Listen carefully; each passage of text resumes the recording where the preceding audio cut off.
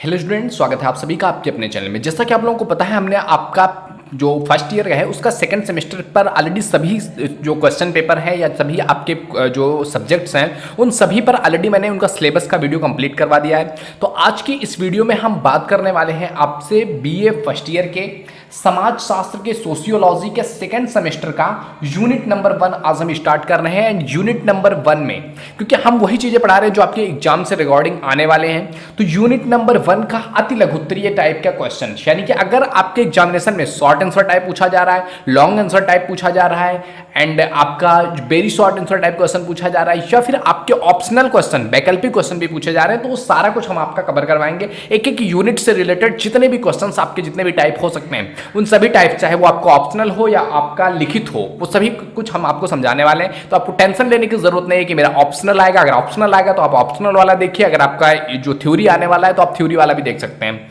Okay मेरे दोस्त, तो चलिए टाइम ना वेस्ट करते हुए स्टार्ट करते हैं। आज की हमारी ये यूनिट 1 की पहली क्लास है जिसमें हम अति लघुत्तरीय प्रश्नों को पढ़ने वाले हैं। एंड यूनिट नंबर 1 जो आपका है, इस यूनिट का नाम है भारतीय समाज का संरचना और संगठन। भारतीय समाज की संरचना और संगठन से रिलेटेड अति लघुत्तरीय प्रश्न कौन कौन से हैं और उसका आंसर आपको किस लहजे में देना है, किस तरीके से देना है, वो सारा कुछ इस वीडियो में हम डिस्कस करने वाले हैं। तो चैनल को सब्सक्राइब करके बेल आइकन जरूर हिट कर लें एंड आने वाली वीडियोस का नोटिफिकेशन आपको मिलता रहेगा। तो देखो, अति लघुत्तरीय क्वेश्चन में कई सारे क्वेश्चन आपसे पूछे जा सकते हैं, जैसे कि क्वेश्चन नंबर 1 हम यहाँ पर देख रहे हैं कि सामाजिक संरचना से आप क्या समझते हैं और इसकी विशेषताओं की संक्षिप्त विवेचना कीजिए कि जो आपकी सामाजिक संरचना है इसकी विशेषता क्या है। तो अगर हम बात करें दोस्त सामाजिक संरचना के बारे में, तो सामाजिक संरचना का समाज शास्त्र में पहली बार हर्बर्ट स्पेंसर ने अपनी एक पुस्तक था, इनका पुस्तक का नाम था प्रिंसिपल ऑफ सोशियोलॉजी। अपने इस पुस्तक में इन्होंने 1885 ईस्वी में समाजशास्त्र में पहली बार सामाजिक संरचना नामक जो तत्व है, नामक जो शब्द है, इसका सबसे पहली बार उपयोग किया था। वास्तव में जो सामाजिक संरचना है इससे तात्पर्य है कि सामाजिक निरंतरता और पुनरावृत्ति, यानी कि समाज जो लगातार चला आ रहा है और उसकी बार बार जो पुनरावृत्ति हो रही है उसी को हम कहते हैं जो है सामाजिक संरचना, कि इसका जो ढांचा है वो जो है अच्छे तरीके से काम कर रहा है या नहीं कर रहा है। इसके बाद देख सकते हैं प्रारंभिक रूप में स्ट्रक्चर जो शब्द था अंग्रेजी भाषा से लिया गया था और जिसका अर्थ होता था भवन की संरचना या बनावट। आप देखते हैं कि ये इस भवन का स्ट्रक्चर है, इस बिल्डिंग का स्ट्रक्चर बना हुआ है, तो स्ट्रक्चर एक तरीके से क्या था, भवन से रिलेट करता था। और 16वीं शताब्दी तक उसका अर्थ जो है बदल गया और उसे किसी वस्तु के विभिन्न धारक के बीच परस्पर संबंधों के संदर्भ में लिया जाने लगा। सामाजिक संरचना के अगर अर्थ के बारे में बात करें कि सामाजिक संरचना का अर्थ क्या है, तो जिस प्रकार से हमारे शरीर की, हमारे बॉडी की संरचना होती है, जो कि हमारे शरीर के अंगों जैसे कि हमारा हाथ हो गया, हमारा पैर हो गया, पेट हो गया, नाक हो गया, गला हो गया, इन सभी चीज़ों से मिलकर के हमारी बॉडी बनती है ना। हमारी बॉडी का तमाम सारे पार्ट्स हैं, ये सारे पार्ट्स जब एक साथ मिलते हैं तब एक पूर्ण बॉडी बनती है। उसी प्रकार से सामाजिक संरचना का अभिप्राय जो है वो समाज की इकाइयों की क्रमबद्धता से होता है। सामाजिक इकाइयाँ, उसमें जो बहुत सारी चीज़ें आ जाती हैं, जैसे कि आपका समूह हो गया, समितियाँ हो गई, संस्थाएं हो गए, परिवार हो गया, सामाजिक प्रतिमान हो गया, इन सभी की जो क्रमबद्धता है कि एक तरीके से ये अच्छे तरीके से रन कर रहे हैं, एक तरीके से ये अच्छे तरीके से चल रहा है, तो उसी को हम कहते हैं सामाजिक संरचना, जिसमें सारी चीज़ें एक अच्छे वे में, एक कंटिन्यूअस वे में चल रही हों। सामाजिक संरचना की परिभाषाओं के बारे में बात करें तो तमाम सारे विद्वानों ने इस पर अपनी परिभाषाएं दिया हुआ है। सामाजिक संरचना जो है ये परस्पर सामाजिक जो संबंधित संस्थाएं हैं, एजेंसियां हैं और सामाजिक प्रतिमानों अथवा समूह में प्रत्येक सदस्य द्वारा ग्रहण किए गए पदों और कार्यों की जो है विशिष्ट क्रमबद्धता को कहा जाता है। इस पर अपना विचार रखते हुए कई सारे विद्वानों ने कहा हुआ है, जैसे कि इस पर अपना विचार रखते हुए इग्गन कहते हैं, इग्गन के अनुसार जो है अंतः व्यक्तिक संबंध सामाजिक संरचना के अंग है। अंतः व्यक्तिक संबंध मतलब क्या होता है कि एक व्यक्ति का दूसरे व्यक्ति से क्या रिलेशन है, तो अंतः व्यक्तिक संबंध जो है वो सामाजिक संरचना का एक अंग है, जो कि व्यक्तियों द्वारा अधिकृत पद स्थितियों के रूप में सामाजिक संरचना के अंग होते हैं, कि व्यक्ति ने कौन सा पद ग्रहण किया हुआ है, उस समय उसकी क्या ड्यूटीज है, क्या वो उस पद को अच्छे तरीके से निभा पा रहा है, तो ये सब चीजें उसके अंग बन जाते हैं और उसका निर्माण करते हैं कि सामाजिक संरचना बन सके। इसी पर अपना विचार रखते हुए फोर्टस महोदय कहते हैं कि व्यक्तियों के बीच पाए जाने वाले पारस्परिक संबंध ही सामाजिक संरचना, यानी कि जो व्यक्ति हैं, लोग हैं, इन लोगों के बीच में, इन व्यक्तियों के बीच में पाए जाने वाले जो संबंध है, जो एक दूसरे से उनका रिलेशन है, उसी को हम सामाजिक संरचना कहते हैं। इन्होंने कहा कि इसमें निम्न अंगों का समावेश होता है। इसकी जो प्रकृति होती है ये परिवर्तनशील होती है, बदलती रहती है, और इसमें पर्याप्त भिन्नता की जा सकती है, इसमें पर्याप्त भिन्नता पाई जाती है। तो इस तरीके से फोर्टस महोदय ने सामाजिक संरचना को दर्शाया है।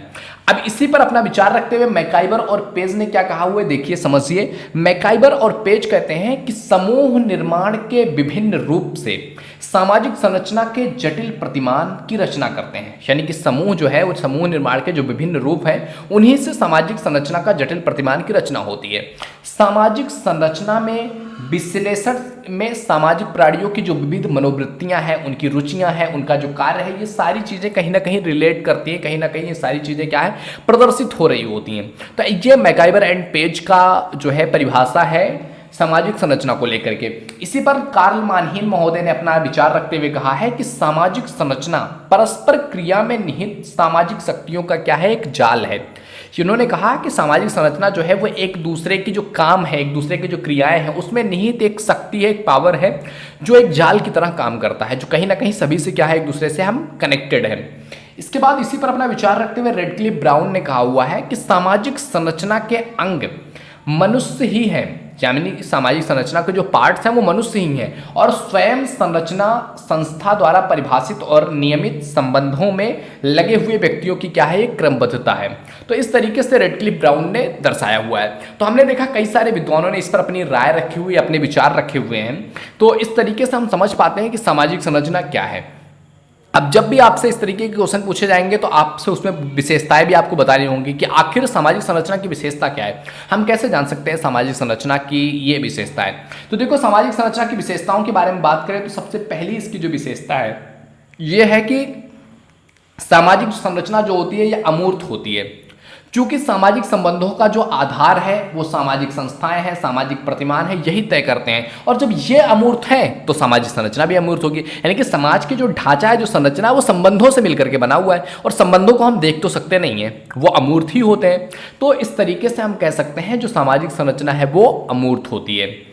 दूसरा इसकी विशेषता बताते हुए कहा गया है कि सामाजिक संरचना अनेक उप संरचनाओं से मिलकर के बनी हुई है। जैसे परिवार की नातेदारी व्यवस्था हो गई, संस्थाएं हो गया, समितियां हो गया, समूह हो गया, इन सभी से मिलकर के सामाजिक संरचना बनती है।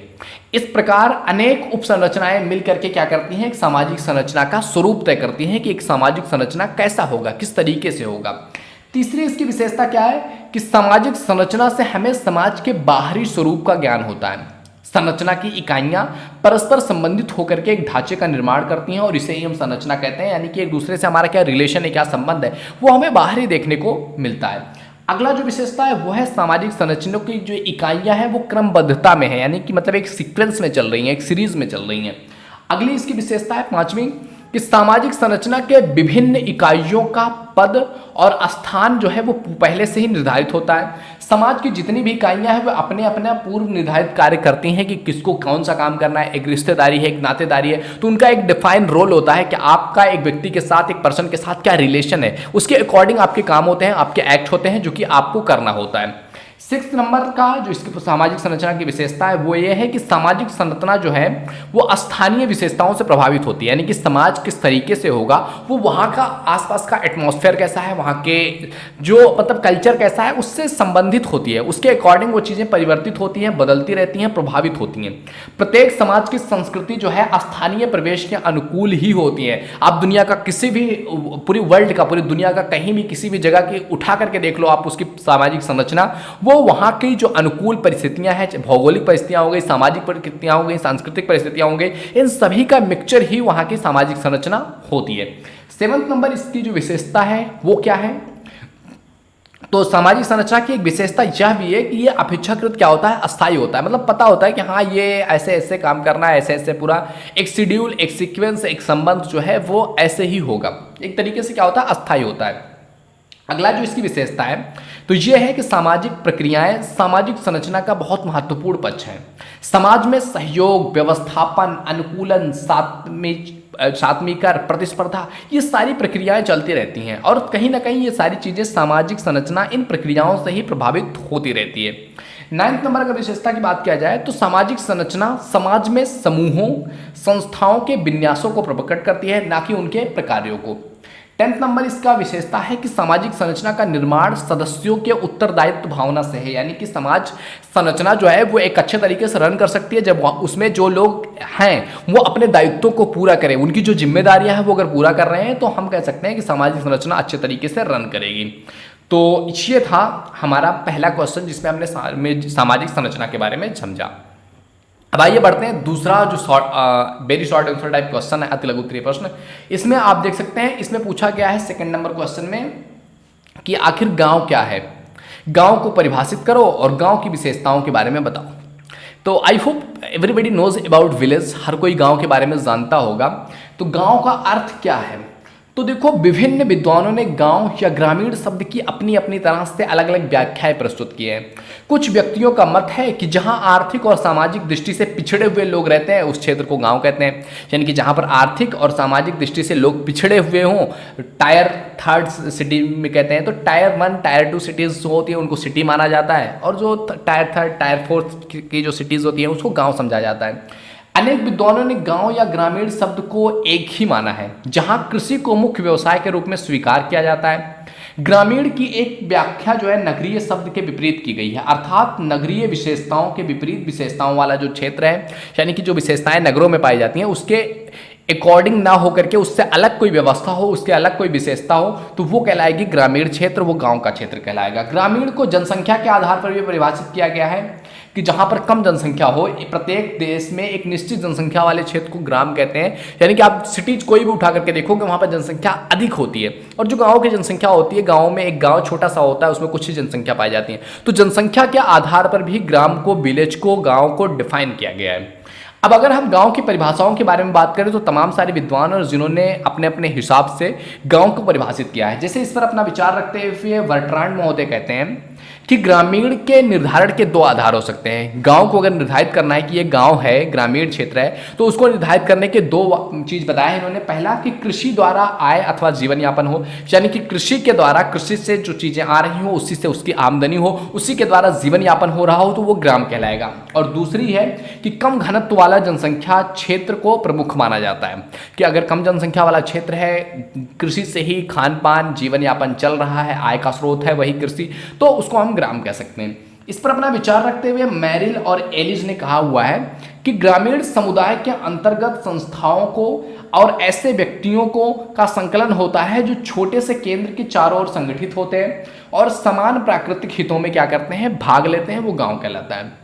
इसी पर अपना विचार रखते हुए सिम्स महोदय ने क्या कहा हुआ है कि समाजशास्त्रियों ने ग्रामीण समुदाय को ऐसे बड़े क्षेत्रों में रखने की प्रकृति बढ़ रही है जिसमें समस्त अथवा अधिकतर जो है मानवीय हितों की पूर्ति हो रही है, यानी कि ऐसा क्षेत्र जहां पर एक दूसरे के भावनाओं का, इमोशंस का थोड़ा सा कदर रख दिया जाए। इस पर अपना विचार रखते हुए सेंडरसन महोदय कहते हैं कि एक ग्रामीण समुदाय में स्थानीय क्षेत्र के लोगों की जो सामाजिक अंतःक्रिया और उनकी संस्थाएं सम्मिलित होती हैं, जिसमें वह खेतों के चारों ओर बिखरी झोपड़ियों, पुरवा या गांव में रहते हैं, जो उनकी सामान्य क्रियाओं का एक केंद्र होता है, तो उनको हम विलेज कहते हैं, गांव कहते हैं। अब इन सभी परिभाषाओं के आधार पर गांव को कई भागों में बांटा गया है, कई प्रकारों में बांटा गया है। तो अब हम अगर गांव के प्रकारों के बारे में बात करें तो विद्वानों ने गांव को अलग अलग टाइप्स में बांटा हुआ है। जैसे कि डॉक्टर C.S. धुरिये ने गांव को 6 भागों में बांटा हुआ है। इन्होंने कहा हुआ है, पहला हम बांट सकते हैं गांव को आकार, जनसंख्या और भू क्षेत्र के आधार पर, कि आकार कितना बड़ा है गांव का, जनसंख्या कितना बड़ा है, जमीन कितनी है, तो उस आधार पर। दूसरा बांटा जा सकता है प्रजातीय तत्व और जातियों के आधार पर, कि ये जाति का ग्राम है, ये जाति का गांव है, ये प्रजाति का गांव है। अगला है भू स्वामित्व के आधार पर, यानी कि यहाँ के लोगों का इस जो भूमि पर अधिकार है तो ये यहाँ का है। अगला है अधिकार और सत्ता के आधार पर। इसके बाद आ जाता है अगला प्रकार जो है दूसरे समुदाय से दूरी के आधार पर, एंड अगला आ जाता है स्थानीय परंपरा के आधार पर। तो इस तरीके से इन 6 आधारों पर डॉक्टर C.S. धुरिये ने गांव को वर्गीकृत किया है।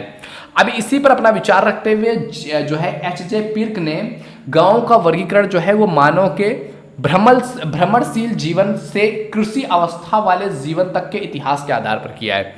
यानी कि मनुष्य आपको पता ही है कि पहले क्या करता था, एक जगह से दूसरी जगह पर भ्रमण करता रहता था। क्यों? क्योंकि खाने के लिए उसको फल फूल कंदमूल यही सारे चीज थे, या फिर पशुओं को मार करके खाता था।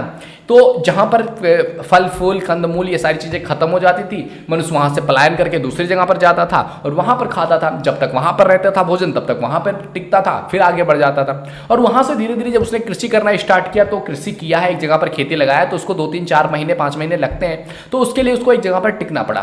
तो एच.जे. पीक ने गांवों का वर्गीकरण मानव का जो भ्रमणशील जीवन था ना, वहां से लेकर के उसका जो कृषि वाला अस्थायित्व जीवन आया, उसके आधार पर किया हुआ है। उस दौरान मानव ने अनेक अस्थायी और अस्थायी प्रकार के गांव बसाए थे। इसी आधार पर पीक ने गांव को 3 भागों में बांटा हुआ है। अब पीक ने गांव को कौन कौन से भागों में बांटा हुआ है? पहला है आपका प्रवासी कृषि ग्राम।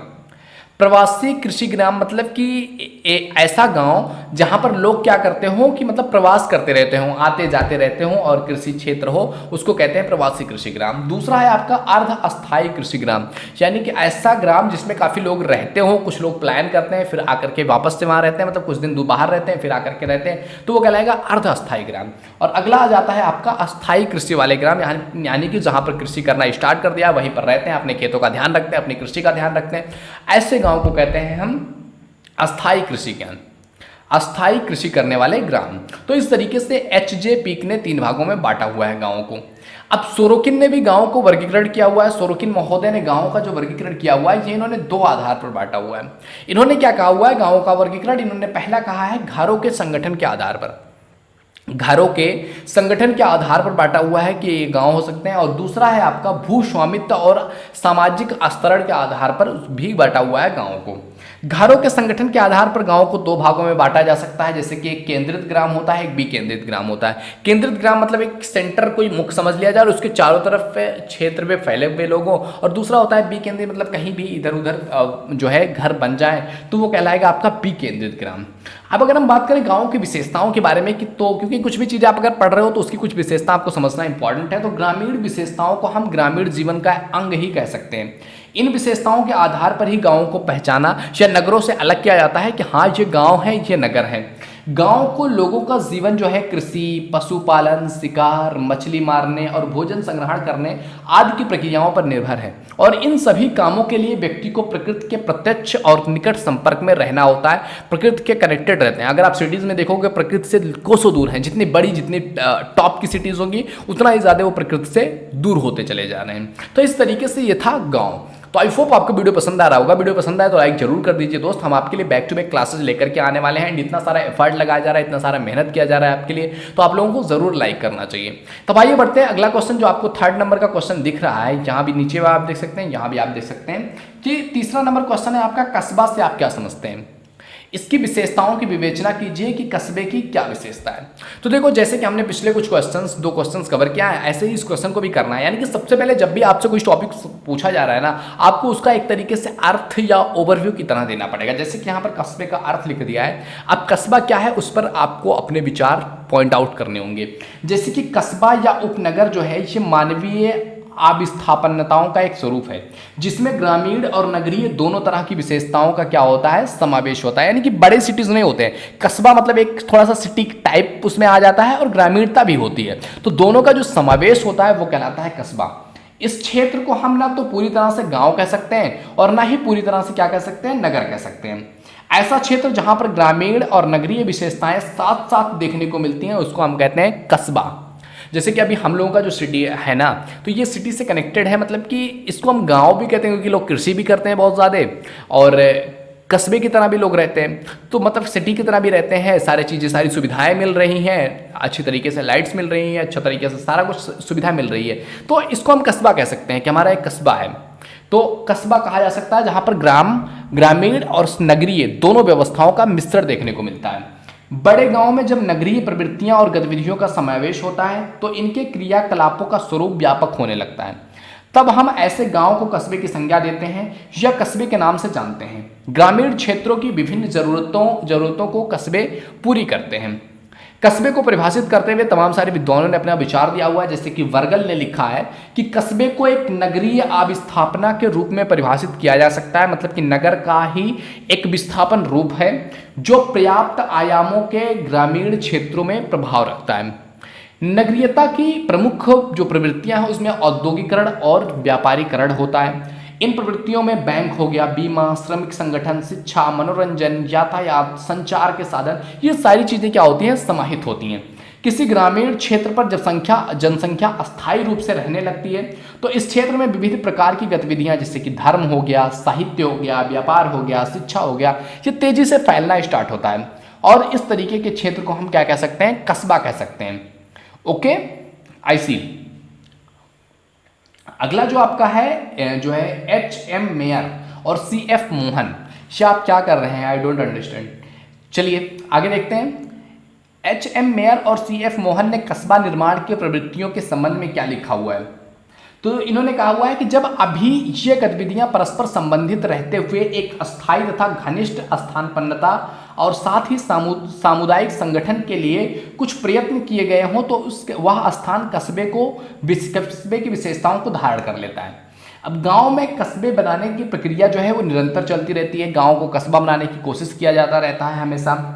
गांव में कस्बे बनाने की, देश में औद्योगिकरण लाने की, व्यापारीकरण लाने की, नगरीकरण लाने की जो प्रक्रिया है वो नगर के निकटवर्ती गांवों में प्रविष्ट करती है, तो वह क्षेत्र भी औद्योगिक संस्कृति से प्रभावित हुए बिना नहीं रह पाता है। तो नगरीय विशेषताएं इन क्षेत्रों को प्रभावित ही नहीं करती हैं बल्कि उनका आधिपत्य स्पष्ट रूप से दिखाई देने लगता है। यानी कि दिखाई देने लगता है किस तरीके से नगरीय सभ्यता, नगरीय चीजें कब्जा करने लगती हैं गाँव पर। यह निरंतर गांव में कस्बे से नगर से महानगर को स्थापित करने लगती हैं और धीरे धीरे क्या होता है, जो एक गांव हम देखते हैं धीरे धीरे वो कस्बा बनता है, कस्बे से नगर बनता है, नगर से महानगर बन जाता है और इस तरीके से वो लोग भौतिक प्रक्रियाओं के पीछे लगातार भागने स्टार्ट कर देते हैं। अगर हम कस्बे की विशेषताओं के बारे में बात करें कि कस्बे की विशेषताएं क्या है, तो ऐसे क्षेत्र जहां ग्रामीण और नगरीय विशेषताएं साथ साथ देखने को मिले कस्बा कहलाता है। औद्योगिकरण और व्यापारीकरण की प्रक्रिया तीव्रता से क्षेत्र में फैलने लगे वो कहलाएगा ना कस्बा। निकटवर्ती गांवों में के व्यक्तियों की आवश्यकता इस क्षेत्र में पूर्ण होने लगती है तो कस्बा कहलाने लगती है। 5000 से अधिक जनसंख्या अगर कहीं की हो गई है तो वो भी एक कस्बे का रूप ले लेती है। तो इस प्रकार से हमने कस्बा देखा। अब अगला क्वेश्चन आप देख सकते हैं, गांवों के प्रकारों के बारे में बात किया गया है और इस पे इरावती कर्वे ने अपनी पुस्तक में इंडियन विलेजेस में निवास के आधार पर 3 प्रकार के गांवों का उल्लेख किया हुआ है। चलिए नेक्स्ट क्वेश्चन है, तो इसमें उन्होंने बताया हुआ है कि सामूहिकृत या केंद्रीकृत गांव, दूसरा बताया हुआ है इन्होंने पक्तिनुमा गांव, या तीसरा बताया हुआ है हेलमेट गांव। इन्होंने कहा क्या एक समूहीकृत या केंद्रीकृत जो एक गोलाई में होता है ना, गोले आकार में होता है कि सेंटर के रूप में एक गांव बस गया हो। दूसरा पक्तिनुमा मतलब एक लाइन से पूरा घर लगे हुए हैं तो वो हो जाएगा पक्तिनुमा। और अगला है आपका हेलमेट गांव, मतलब एक ढलान वाला जो पहाड़ी क्षेत्रों पर पाया जाता है। और इसके बाद वेडल पावल ने भूमि की स्थिति के आधार पर गांव को 2 भागों में बांटा हुआ है। इन्होंने क्या कहा हुआ है, एक बांटा हुआ है इन्होंने रैवतवाड़ी गांव और दूसरा बांटा हुआ है संयुक्त गांव। रैवतवाड़ी मतलब दूर दूर इकट्ठा कहीं पर कोई गांव हो गया, कहीं पर कोई गांव हो गया, और दूसरा इन्होंने संयुक्त गांव मतलब एक गांव है थोड़ा सा पास में दूसरा गांव है, तीसरा गांव मतलब एक गांव का पूरा संगठन हो जाता है तो संयुक्त गांव कहलाता है। Doctor S.C. दुबे ने 6 प्रकार से बांटा हुआ है और डॉक्टर जो है 6 प्रकारों से वर्गीकृत किया हुआ था जो कि हमने पिछले क्वेश्चन में पढ़ा हुआ है। Doctor B.R. चौहान ने गांव की स्थिति के आधार पर इन्होंने 4 प्रकार से बांटा हुआ है। B.R. चौहान ने क्या कहा हुआ है, एक गांव एक जाति, यानी कि एक जाति के लोगों का जो गांव हो, या एक गांव हो उसमें कई सारी जातियां हों, या अनेक गांव एक ही जाति से रिलेट करते हों, या अनेक गांव हो अनेक जातियां हो। तो इस तरीके से 4 प्रकार से इन्होंने बांटा हुआ है। तो गांव के प्रकार शॉर्ट में लिखना है तो आप इस तरीके से लिख सकते हैं। अगला क्वेश्चन जो है 5th नंबर क्वेश्चन हम देख सकते हैं, ये क्या कह रहा है आपसे, नगर किसे कहते हैं, नगरीय समाज की विशेषताओं पर विवेचना करो कि आखिर नगर होता क्या है। तो देखो वह क्षेत्र जहां की 50% से अधिक जनसंख्या अपनी जीवन यापन के लिए गैर कृषि कार्य से जुड़ी हुई हो, यानी कि ऐसी जनसंख्या जहां पर 50% से ज्यादा जो जनसंख्या है वो कृषि पर निवास ना करती हो, कृषि को छोड़ करके किसी और व्यवसाय में लगी हुई हो, ऐसी जनसंख्या को, ऐसे क्षेत्र को हम कहते हैं नगर।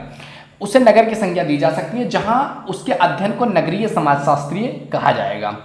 अमेरिकी समाजशास्त्री रॉबर्ट पार्क को नगरीय समाजशास्त्र का जनक माना जाता है और बर्जेस के साथ मिलकर के पार्क ने किताब लिखा है दी urban community, the urban community पे इन्होंने किताब लिखा हुआ जिसको नगरीय समाजशास्त्र की पहली पुस्तक माना जाता है। सामान्य रूप से जब नगर की जनसंख्या में अधिक वृद्धि हो तो केंद्र में बसने वाली जनसंख्या नगर के बाहरी सीमा तक क्या होती है, बसने लगती है। यानी कि क्या होता है कि मान लिया कि एक ये यहाँ पर देखते हैं, यहाँ मान लिया कि एक सिटी है, लेकिन जब सिटी में लोग ज़्यादा आकर के रहना पसंद करने लगते हैं कि हम और सिटी में आ जाए, तो क्या होता है कि सिटी के आसपास के क्षेत्रों में भी क्या होता है, बढ़ने लगती है जनसंख्या, और धीरे धीरे एक छोटी जो सिटी होती है वो बड़ी सिटी का रूप धारण कर लेता है। और लेकिन नगर के लोगों के बसने के कारण इसे उपनगर कहा जाने लगता है, नहीं नगर से रिलेट करते हुए। जैसे कि आप दिल्ली देखोगे, दिल्ली के चारों तरफ के जो क्षेत्र हैं उसको दिल्ली एनसीआर कहा जाता है। क्यों? क्योंकि वो उपनगर है, मतलब दिल्ली से ही रिलेट करते हुए। यह एक नगरीय विशेषता को दर्शाता है। उपनगर के जुड़ने के साथ नगर महानगर में परिवर्तित होने लगता है। इसे महानगरीय शहर भी कहते हैं। महानगरीय शहर जो है उसको जब हम उपनगर से जोड़ करके व्यक्त करते हैं तो इसको महानगरीय क्षेत्र कहा जाता है। तो अगर हम नगरीय समाज की विशेषताओं के बारे में बात करें कि आखिर नगरीय समाज की विशेषताएं क्या हैं, तो जनसंख्या का आकार और घनत्व तो अधिक हो जाता है। आप देखोगे जो है दिल्ली सबसे ज्यादा जनसंख्या घनत्व वाला राज्य है। कार्यों में श्रम विभाजन पाया जाता है, मतलब अलग अलग लोग काम करते हैं, एक जैसा काम नहीं कर रहे होते हैं। परंपरा के स्थान पर तार्किकता को ज्यादा महत्व देते हैं। शिक्षा, यातायात, संचार, इन सभी की प्रधानता होती है। तकनीकी का विकास होता है। भौतिक विकास के प्रति लोग ज्यादा सजग होते हैं, मतलब भौतिकवादी ज़्यादा हो जाते हैं। औपचारिकता और जो है आवैयक्तिक संबंधों की प्रधानता हो जाती है कि लोग जो काम करते हैं ना वो बस औपचारिक तौर पर करते हैं। किसी से मिलते हैं बस औपचारिक तौर पर कि हाँ ठीक है मिल लिया, किसी के यहाँ शादी में गए औपचारिक तौर पर, मैयत हो गए, मर गए कोई, तो बस जाकर के मतलब कोटा पूरा करना स्टार्ट कर देते हैं। आवैयक्तिक जो संबंध होते हैं ना, संबंधों में मिठास खत्म होने लगती है। आर्थिक लाभ को ज्यादा महत्व दिया जाता है। व्यक्तिगत गतिशीलता के अवसर भरपूर होते हैं। महिलाओं की परिस्थिति उच्च होती है। जाति विभेद का स्थान धीरे धीरे क्या होने लगता है, वर्गीय विभेद में बदलने लगता है। यानी कि जो जाति वाला विभेद था ना वो अब upper class, middle class, middle class, lower class, इस तरीके की क्लास में बंटने स्टार्ट हो जाता है। तो वो ये सारी चीजें नगरीय समाज की विशेषताएं हैं। अब अगर हम नगरों के वर्गीकरण के बारे में बात करें तो अपनी पुस्तक the culture of cities Lewis Mumford ने नगरों के उत्थान और पतन की 6 अवस्थाओं को दर्शाया हुआ है। इन्होंने कहा है कि सबसे पहले क्या होता है कि एक आरंभिक नगर होता है, एक आरंभिक नगर की स्टार्ट होती है, फिर ये क्या होता है एक मध्यम नगर बनता है, फिर एक महानगर बनता है, फिर एक विशाल नगर बनता है। और जो है विशाल नगर बनने के बाद उसमें तमाम सारी समस्याएं उत्पन्न होती है, तो समस्या मूलक नगर बनता है। और फिर धीरे धीरे क्या होता है मृत प्रायः नगर बनकर के ये खत्म हो जाता है। बीएफ जो है होस्लिट ने नगरों को 2 भागों में बांटा हुआ है। इन्होंने कहा है प्रजनक नगर और एक दूसरा होता है परजीवी नगर। प्रजनक मतलब कि जो नगर दूसरों को, आने वाले लोगों को भी सारी सुविधाएं देता है, सारा कुछ व्यवस्था करके देता है। और दूसरा परजीवी है, यानी कि नगर में रहते हुए भी अपनी चीजों के लिए दूसरों पर आधारित होना। तो ये कहलाएगा आपका नगरों का वर्गीकरण। तो इस तरीके से हमने आपका अति लघुत्तरीय जो क्वेश्चन आपसे पूछे जा सकते थे आपके एग्जाम में यूनिट नंबर 1 से, जो कि आपके यूनिट नंबर 1 का आपको पता ही है नाम क्या है, आपकी यूनिट नंबर 1 का सामाजिक संरचना और संगठन, सामाजिक संरचना और संगठन के से रिलेटेड जो अति लघुत्तरीय क्वेश्चन थे वो हमने इस वीडियो में कवर कर लिया है। तो आई होप वीडियो तुम्हें पसंद आया होगा। अब इसके बाद आने वाले वीडियो में हम कवर करने वाले हैं आपका लघुत्तरीय क्वेश्चन। आपको दिख रहा है ना नीचे लघुत्तरीय क्वेश्चन। तो अब अगली वीडियो में हम लघुत्तरीय क्वेश्चन कवर करने वाले हैं, क्योंकि ये वीडियो काफी लंबी हो रही है, शायद आप लोग बोर भी हो जा रहे होंगे। तो थोड़ा सा इससे देख करके ही चीजें समझनी पड़ती हैं, थोड़ा सा ज्यादा हो ही जा रहा है, क्योंकि मैं कितनी भी कोशिश कर लूँ जब तक मैं आपको अच्छे तरीके से समझा नहीं दे रहा हूँ, क्योंकि आप स्टडी कर रहे हो यार, तो इतना तो टाइम आप दे ही सकते हो। तो अब हम अगली वीडियो में लघुत्तरीय क्वेश्चंस कवर करने वाले हैं। इससे रिलेटेड अगर आपके कोई भी क्वेश्चन है तो आप कमेंट करके मुझसे पूछ सकते हैं। एंड इंस्टाग्राम से जुड़ने के लिए आपको पता ही है कि हमारा ऑफिशियल इंस्टाग्राम @BA, फिर नीचे ये डैश है, फिर स्टडी करके BA Study 1 करके है इंस्टाग्राम, आप उससे भी जुड़ सकते हैं। तमाम सारी अपडेट्स वहां पर आपको लगातार मिलती रहती हैं। ओके मेरे दोस्त, तो आई होप ये वीडियो तुम्हें पसंद आया होगा। वीडियो पसंद आए तो लाइक जरूर कीजिए, शेयर टू योर फ्रेंड्स, जिससे कि उनकी भी काफी हेल्प हो सके। Thanks for watching, all the best for your exam, जिससे कि आपके एग्जाम बेहतर जाए एंड अच्छे तरीके से पढ़ के जाओ दोस्त, डेफिनेटली आपके एग्जाम अच्छे जाएंगे। तो चैनल को सब्सक्राइब करके बेल आइकन हिट कर लो, जिससे कि आपको आने वाली सभी वीडियोस को नोटिफिकेशन मिलता रहे एंड आपकी पढ़ाई अच्छे तरीके से चल सके। ओके मेरे दोस्त, तो मिलते हैं आपसे अगले वीडियो में। Thank you, bye bye.